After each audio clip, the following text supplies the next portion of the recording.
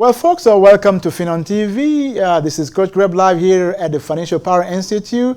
It's a great pleasure for me to be here tonight. And as we always do here in the studio and also at the Institute here, we are teaching you finance about what you need to know about money so that you don't continue making the mistake that keep you in poverty. Well, there's so much to say about money. You know, if you quite well pay attention, God talked so much about money. Biblical scholars say that in the Bible talks about money 3,500 times. There are 3,500 biblical references to money than any other subject. So it means that money occupies a very serious position in our world, in God's kingdom, in our world. But today I'm coming to teach you that the misery you're in, you don't have to live like that. We live in a society of shackle. We live in a society where no one can live without being in shackle. It's just like slavery ended, some people thought that they should divide a system whereby they can continue controlling other people. So they will control you by different means. And because you avail yourself to that, you become an easy prey. They entice you in buying, in engaging in forms of debt that keeps you and your family and your descendant in pauperism. Folks, you don't have to live like a pauper. You don't have to continue suffering. You work hard, but you have nothing to show for your hard labor.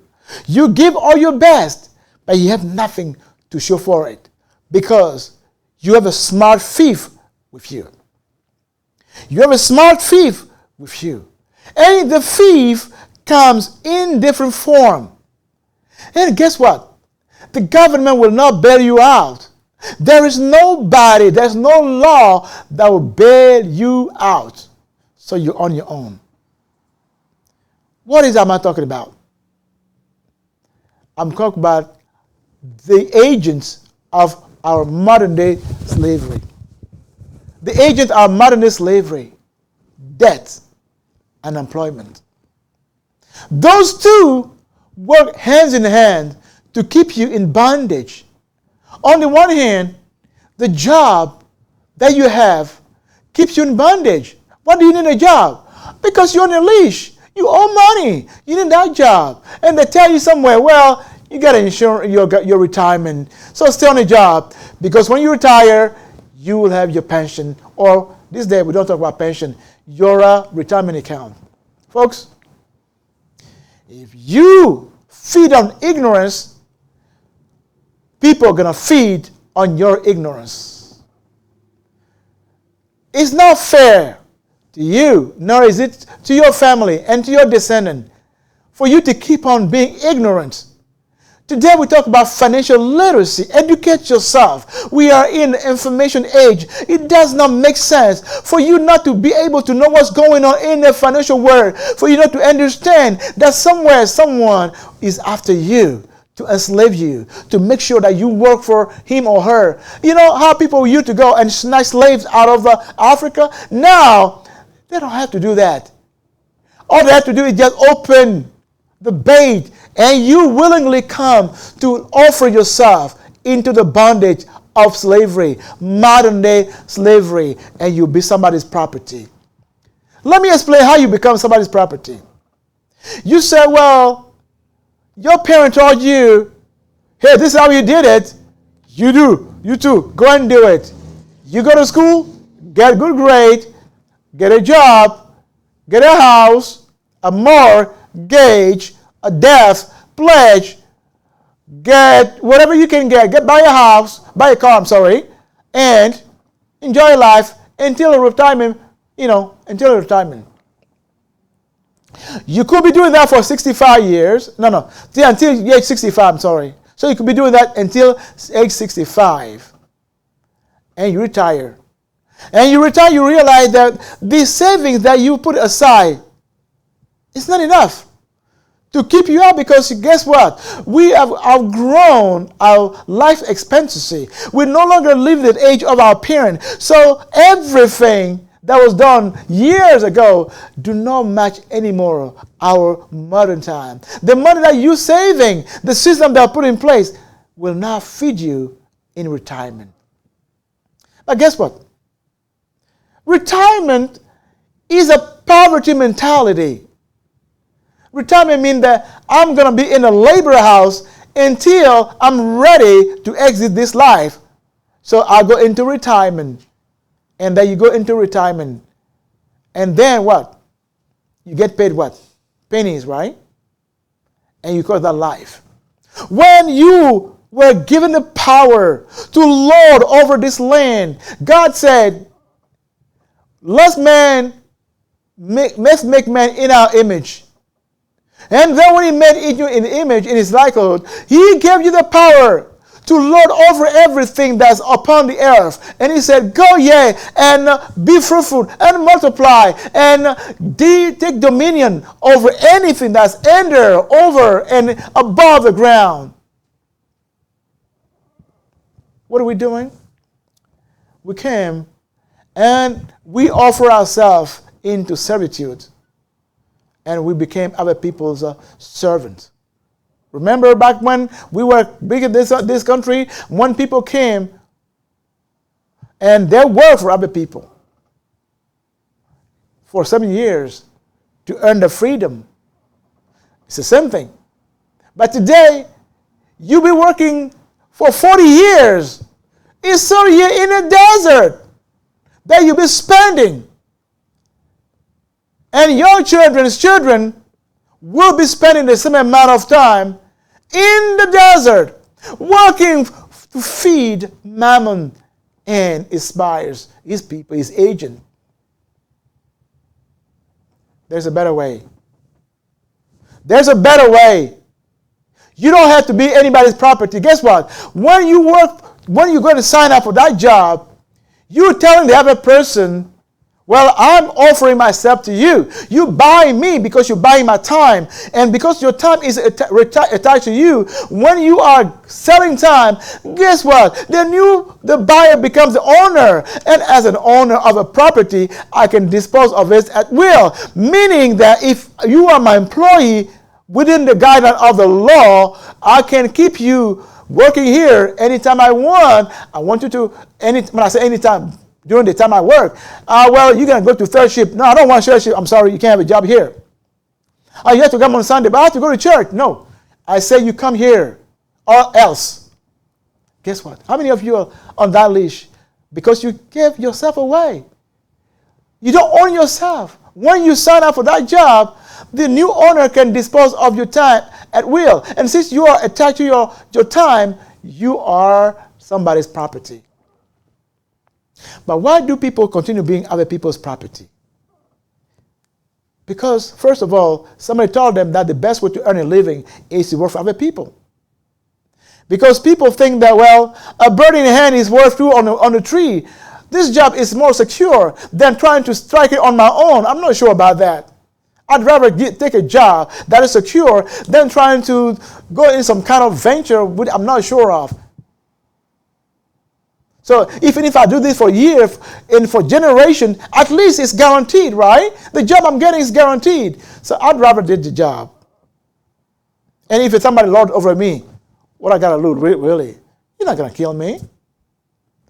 So you stay on the job because somewhere other people, many people, a large majority have what we call a mortgage, a death pledge. You see, when you sign a mortgage, a lot of people are lured to believe that, having a home is an investment. It's not. A mortgage is the largest liability most people can carry. It is the largest liability that does not go away for many years. So what happens? The house that probably you bought at $200,000. Have you ever sat down to calculate how much it will cost you were you to pay for were you to be in it for 30 years, that house will cost you upward of $600,000, 3 times more. And guess what? There's no law that can say that's wrong. There's no law that can say that is wrong. The government has no power to go to these big banks and say, well, what you guys doing is wrong. You need to change it. Because there is a way for them to do that. There's a loophole, and they will be using the loophole of the law to do what they're supposed to do. If you don't look out for yourself, you will be somebody's property. Many of you can sleep. 72% of you go sleepless night because you are financial distress, financial pressure, financial anxiety, because you owe.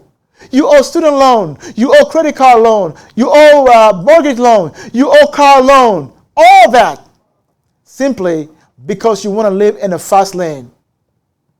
You want to have it your way right away. So you accept to sell yourself off and you become somebody's property, somebody's slave. When they pay you, it's just like Peter pays Paul and Paul had to leave the money. You're just like a pathway. You're just like a funnel. The money goes through you, but goes out. Because guess what? A master pays a slave. Or I would say, give money to a slave, and a slave has to pay another master. So guess what? You get that money that you work so hard for, and you have to you have to transfer it to the coffer of the capital owner, your car owner, your property owner, your insurance owner, all those people. Guess what? They tell you, you know what, save 10%. They advise you. They are gurus who have an interest, a conflict of interest. They will churn that, you know what, they will chime, yeah, save 10% of your income. Seriously, 10% of my income. What could that do to me? What could 10% do to me? But even though they advise you to save 10%, how many people do save 10%? The money goes into what? Paying debt or furnishing the trivial lifestyle to get in more debt. Tell you, debt is what's killing you physically and emotionally and economically. But debt has never been a bad thing. You see, a lot of people talk about good debt and bad debt. The good debt, to me, is the debt that you use to make money. To me, there should never be a consumer debt. Because the consumer debt, you use it for lifestyle need, right? So you use it to do what? To go on vacation? To buy furniture? What about saving that money so that you can buy the furniture and you can even negotiate? Consumer debt is not something I advise. I'm totally opposed to consumer debt.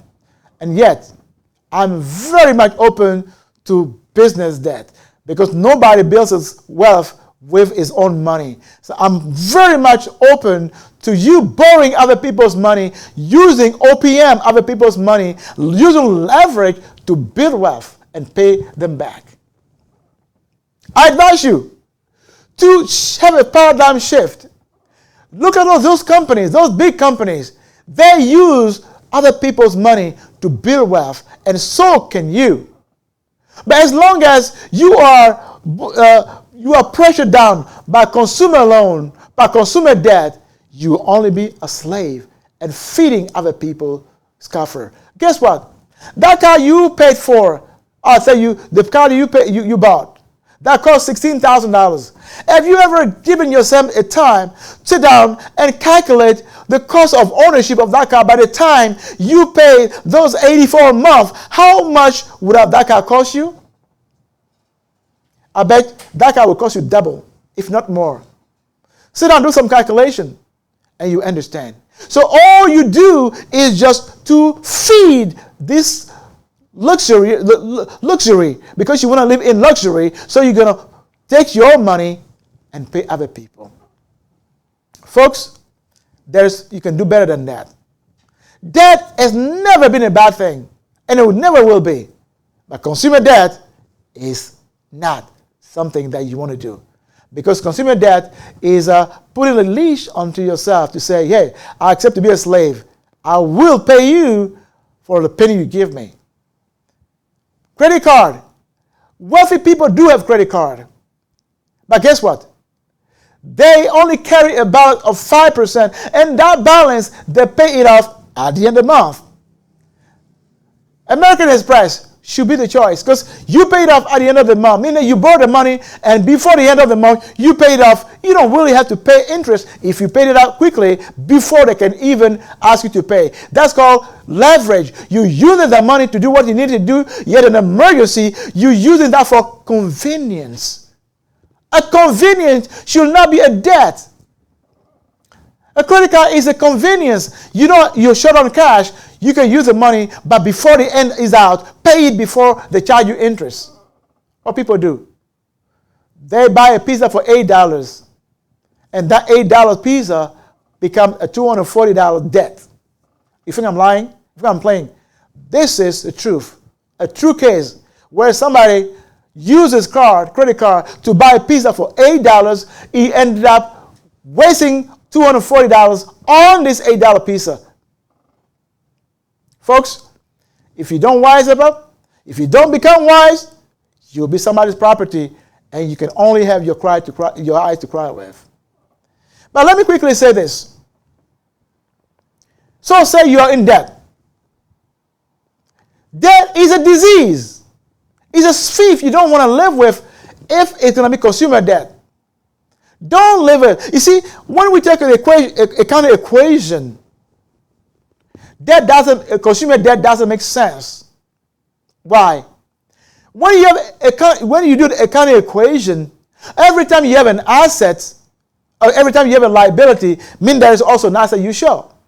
But many of the debt you carry, the asset is long gone. The pleasure that you had is not there, but the debt is still there. So you have a liability, but you have no asset to show for it. So it's there's an imbalance. And what people do? They rob Peter to pay Paul. So they rob themselves to pay for the debt. They carry debt, but there is nothing that can pay for that debt. So basically, the money that they were supposed to invest for the future, they use that money to pay for the debt. And that's what the financial gurus advise them to do. Well, this is the way to do it. You're going to start with the first one, and the little one, and the small one. No.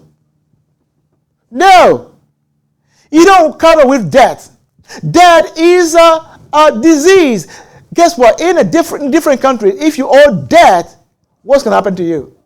You owe money and you don't pay it, you go into jail. They put you in jail. Period. So the same way. You cannot be in debt and enjoy luxury. You cannot be in debt and have vacation. You cannot be in debt and buy clothes. You cannot be in debt and be living a pampered life. It does not make sense. Because being in debt means being a slave. The Bible said that the borrower is a slave to the lender. So every time you have debt, guess what? The same way we talk about the compounding effect. The more you keep the debt, the more it balloons. So you don't cover with the debt. You don't let it linger. Well, what do you do then? Well, you can listen to your gurus tell you, well, start with the one with the low interest first or the high interest first. I don't go that route. You have to be radical. You see, to be wealthy, you have to be radical with yourself. You have to sacrifice. Elon Musk slept in his office so he could afford to be where he is today. He's been criticized for certain things. Those people you see who have so much money, they have to forego this instant gratification. You cannot accept instant gratification and at the same time trying to build wealth. It's not possible. Something you have to give away to get more. And I tell you, you have time on your side. Many of you work 40 hours a week. But entrepreneurs investors, well-builders work 80 hours a week, means twice as much, right? So I mean you have 168 hours a week, but you only work 40. So you have 128 hours a week that you can sell. If you like employment, go sell some more time. I call that, if you owe money, don't cuddle with it. Do time. What I mean do time? If you owe money, look for a job that will, or look for a source of income. Sell your time. Instead of spending 40 hours a week, sell more time, 20 hours a week. If you and your spouse sell more time, you say you make about $25 an hour, and you sell 20 hours, she sells 20 hours, that's 40 hours a week, $25, that's $1,000 a week that you're making. You can throw that at your debts. I call that being radical with your debt. Don't cuddle with it. Don't look at this guru's teaching, telling you they have a conflict of interest. You don't know who they sign up with. But I tell you, the borrower is a slave to the lender. Either you want to continue being a slave, or you change and you become radical with your debt and change that. If you do what I tell you, you can retire your mortgage in less than 7 years. If you do what I tell you, you can retire your car loan in less than 3 years. If you do what I tell you, you will no longer have a consumer credit card debt. You will never, because you will sell time to buy freedom. Folks, I have so much to say. But if you want to learn more, sign up for my class. It's called the Financial Power Institute. It's at financialpowerinstitute.com. Log on, sign up. We have a class called the 10 Basic Rights of Wealth. I will teach you how to treat your debt, and you will be debt-free. You will walk upright, and you will be not the tail, but you be the head, and you control. You will tame debt, and you will no longer be a slave, but you will be the master, because you will tell your money what to do and not be told what to do. It's been a pleasure for me to be on this show here, and I'm waiting for you at the Financial Power Institute. Go to financialpowerinstitute.com or call 1-800-604-4040. Sign up with Coach Greb classes at financialpowerinstitute.com. You can also go to teachmemoney.com for individual classes. Folks, it's been a pleasure for me to share this moment with you. I will see you soon in the next video. For now, go to our YouTube channel, FinanTV Live, and sign up. You can also go to our Facebook channel, and also our Facebook page, and sign up there. Be a part of this movement. We are going somewhere. We talk about financial power, not financial independence, not financial freedom, not financial security. We're talking about you controlling wealth, building wealth for generations, not building wealth so that you can live in a retirement. Thank you very much, and see you soon. Bye for now.